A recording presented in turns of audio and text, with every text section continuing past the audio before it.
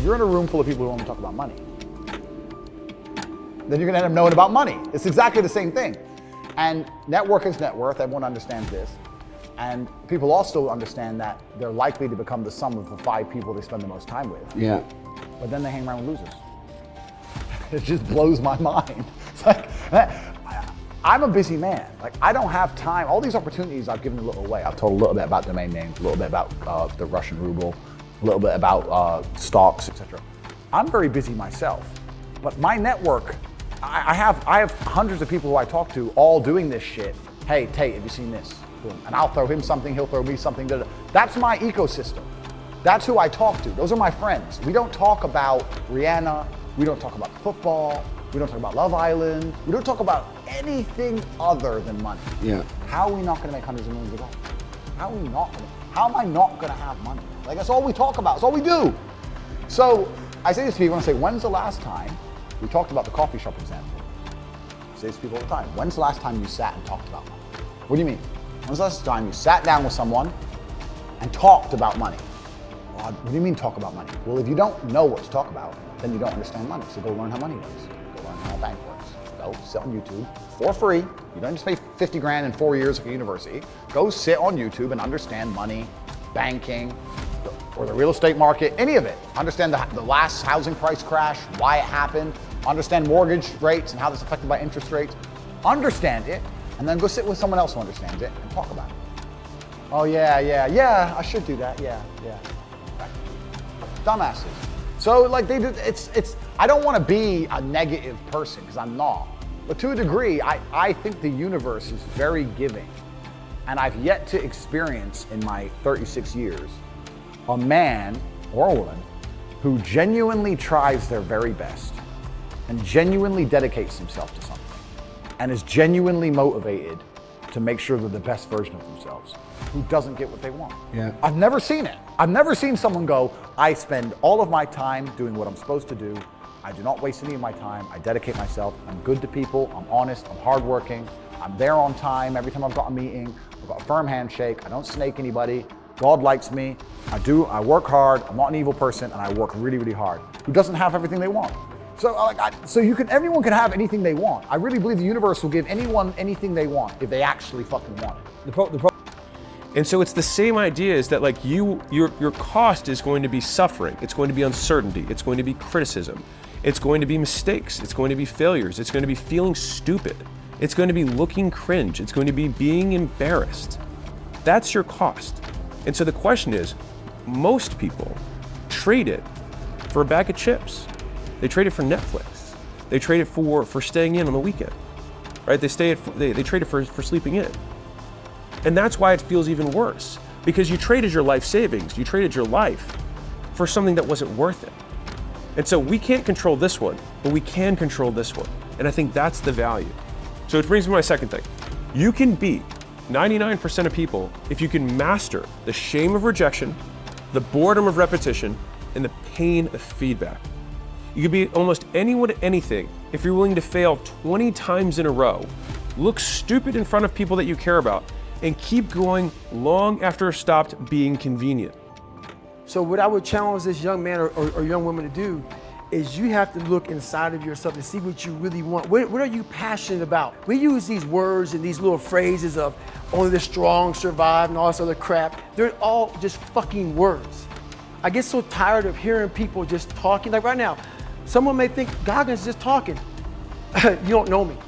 So when I speak from passion, I speak from experience, I speak from suffering.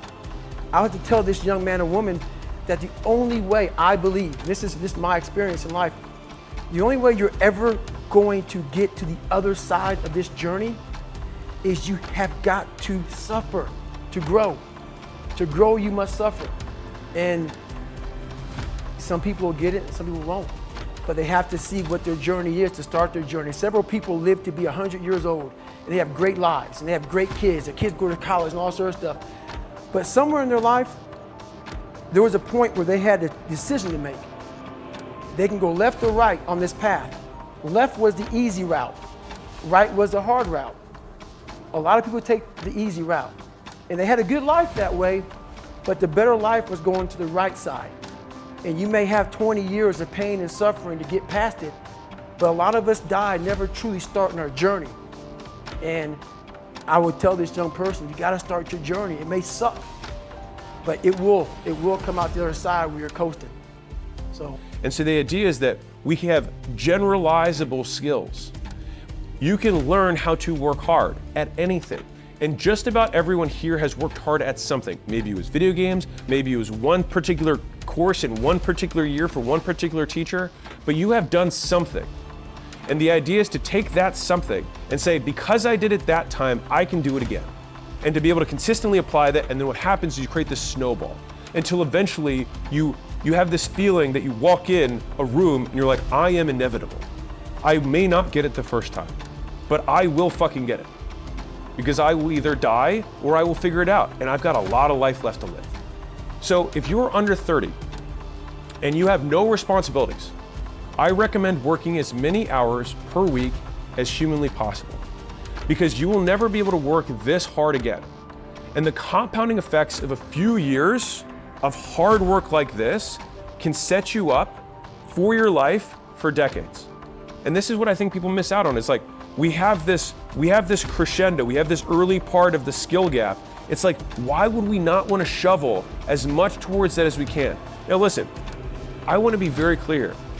If you were like, I love my life the way it is, then you won. You're great. Like, hallelujah. I'm on your team. You've already won, teach the world, all right? But for everyone who's dissatisfied with where you're at, and if you don't have these responsibilities, if you're like, well, I have 3 kids, it's like, okay, then you have trade-offs. I mean, straight up, you've got trades. But if you don't have those responsibilities, and you do have the time and you do have the energy, and you are not happy with where you are, or rather you would like it to be better, your business to be better, your career to be better, whatever it is, why not give this time and this energy? Because that is the time you have it. You will never have fewer responsibilities than you have now. And I think it's worth digging the well before you're thirsty. Because having to do that later, not to say impossible, just harder. On that type of time at all times, but most definitely as I progress, as I elevated myself, as my finances grew, I understood what was at risk. And your whole approach changed once you have more things at risk. The same dude that you see right now that only got a box Chevy that's riding up and down the street, he a totally different person when he got $5 million at risk. You understand? So, you know, as I grew, as I moved on, you know, where I'm from in Miami, one of the homies that I looked up to and one of the ones that inspired me the most, he actually was featured on America's Most Wanted. He's serving 3 life sentences right now, and I still have, you know, I still see a day of him coming home. We ain't give up yet, but when I speak to him and I ask him for advice as well, big homie, what's one of the things you wish you could have changed? And it's a dude that's been accused for over 80 homicides. And one of the things he told me was, Rose, I wish I would have learned to give a pass. That's something I never knew how to do, was give a square pass, give a mark a pass. If you did anything out of line, it wasn't no pass. So you understand? When he was 26, being featured on America's Most Wanted, that's one thing, but now when you're older, you realize my life was at risk. Emotional intelligence, something, that was Dane was telling us about that. He was like, you know, now at this point in his life, he realizes that it ain't even really worth it a lot of times. And I feel like that way of thinking not only can save your life from being dead or in jail, but financially as well. It's Most like, definitely.